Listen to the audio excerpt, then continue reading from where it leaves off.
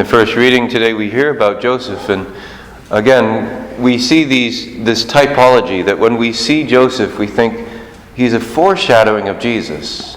He's a foreshadowing of Jesus, that here's one who, because of the love that the Father has for him, he is despised, and they look to kill him.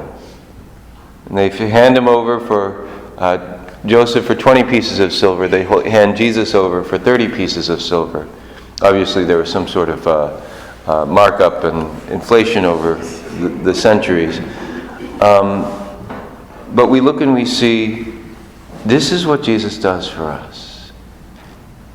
This is what Jesus does for us. And even in the gospel today we see this foreshadowing as Jesus tells this parable of his passion.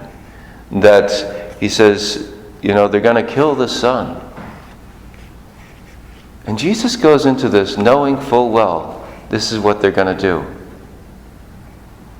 Why? Why? Because he loves us. Because he wants our eternal life. Because he knows that this is the way for us to be with him in heaven forever.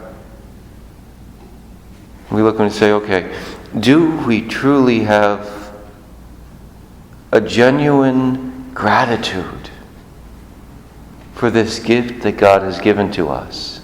It's so easy, of course, to fall into, this is, the kind of standard thing, we get used to the truth of faith, but do we have an incredible gratitude for God's saving work, for the suffering he went through, that he would allow himself to be betrayed, handed over, scourged, crucified, rejected, hated, mocked, for you, for me.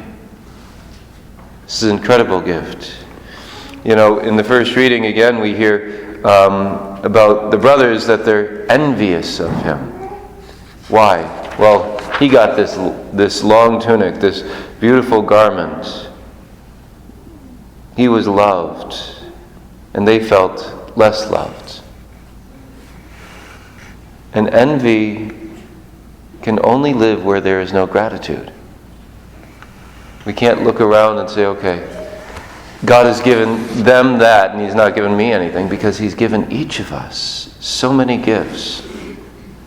The first and greatest, of course, is the gift of life, gift of salvation, gift of love. And any time that we allow envy or jealousy to grow, it means we're not being grateful to God for the gifts he has given to us. So let us take this time today and just ask God to help to stir up a spirit of gratitude within us for all the many gifts that he's given to us, especially the gift of salvation, the gift of his life, the gift of his love.